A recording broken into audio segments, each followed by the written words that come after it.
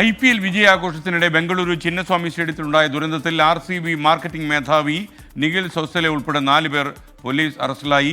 Event management അംഗം Sunil Mathew, DNA കമ്പനിയിലെ 2 പേർ ഉൾപ്പെടെയുള്ളവരുടെ അറസ്റ്റാണ് ഇന്ന് രേഖപ്പെടുത്തിയത്. KCA secretary Shankar, treasurer Jayaram എന്നിവർ ഒളിവിൽ പോയെന്ന് പോലീസ് അറിയിച്ചു. മുഹമ്മദ് റയീസ് ബംഗളൂരുവിൽ നിന്ന് ചേരുന്നു. റഹീസ്, കൂടുതൽ അറസ്റ്റുകൾ ഉണ്ടാകാൻ സാധ്യതയുണ്ടോ? എന്താണിപ്പോൾ ബംഗളൂരു നഗരത്തിലെ അനുഭവം?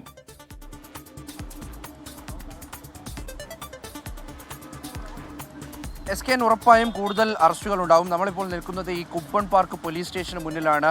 ഈ പോലീസ് സ്റ്റേഷനിലാണ് ഇന്നലെ ഇത് സംബന്ധിച്ച് 2 പരാതികൾ വരുന്നത്. ഇവിടെ തന്നെയാണ് ഈ ഡെപ്യൂട്ടി കമ്മീഷണറുടെ കാര്യാലയമുള്ളത്. ഇപ്പോൾ ഈ ഓഫീസിനകത്ത് ശേഷാദ്രി ACP ഇപ്പോൾ ഈ പ്രതികളെ 4 പേരെയും ചോദ്യം ചെയ്തു വരികയാണ്. രാവിലെ അറസ്റ്റിലായ 4 പേരെയും ഇതിനുള്ളിൽ ഇപ്പോൾ ചോദ്യം ചെയ്തു വരികയാണ്. ഉന്നത പോലീസ് ഉദ്യോഗസ്ഥരെല്ലാം ഇവിടെ എത്തിയിട്ടുണ്ട്.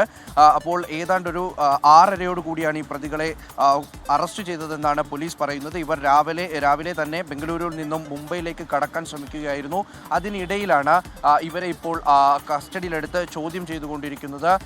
ഇവിടേക്ക് കൂടുതൽ ഉന്നത പോലീസ് ഉദ്യോഗസ്ഥരെത്തും എന്നുള്ള വിവരം കൂടിയുണ്ട്. ഇപ്പോൾ അറസ്റ്റിലായിരിക്കുന്നത് RCBയുടെ മാർക്കറ്റിംഗ് വിഭാഗം മേധാവി നിഖിൽ സോസലയും ഒപ്പം തന്നെ ഇവന്റ് മാനേജ്മെന്റ് കമ്പനിയായ DNA vice president Sunil Mathew, ഒപ്പം തന്നെ കിരൺ, സുമന്ത് എന്നീ 4 പേരാണ് അറസ്റ്റിലായിരിക്കുന്നത്. ഇപ്പോഴും കർണാടക ക്രിക്കറ്റ് അസോസിയേഷനിലെ ഒരാളെ പോലും അറസ്റ്റ് ചെയ്യാൻ, അതുമായി ബന്ധപ്പെട്ട ഒരാളെ പോലും കസ്റ്റഡിയിലെടുക്കാൻ പോലീസിന് കഴിഞ്ഞിട്ടില്ല. അവരൊക്കെയും ഒളിവിലാണെന്നാണ് പോലീസ് പറയുന്നത്. ഈ 3 കക്ഷികൾ, അതായത് RCB, ഒപ്പം തന്നെ event management team, Karnataka cricket association, ഇവർ 3 പേരെയും പ്രതികളാക്കിയിട്ടാണ് ഇതേ പോലീസ് സ്റ്റേഷനിൽ കേസെടുത്തിരിക്കുന്നത്.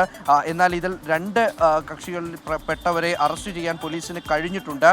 പക്ഷേ ഇതുവരെയും കർണാടക ക്രിക്കറ്റ് അസോസിയേഷനിലെ ആരെയും അറസ്റ്റ് ചെയ്യാൻ കഴിഞ്ഞിട്ടില്ല. അവർക്ക് രക്ഷപ്പെടാൻ പോലീസ് സൗകര്യമൊരുക്കി എന്നതടക്കമുള്ള ആരോപണം ഉയരുന്നുണ്ട്. എന്തായാലും ചോദ്യം ചെയ്യൽ തുടരുകയാണ്. കൂടുതൽ വിവരങ്ങൾ ഉടൻ ഉണ്ടാകും. SKN.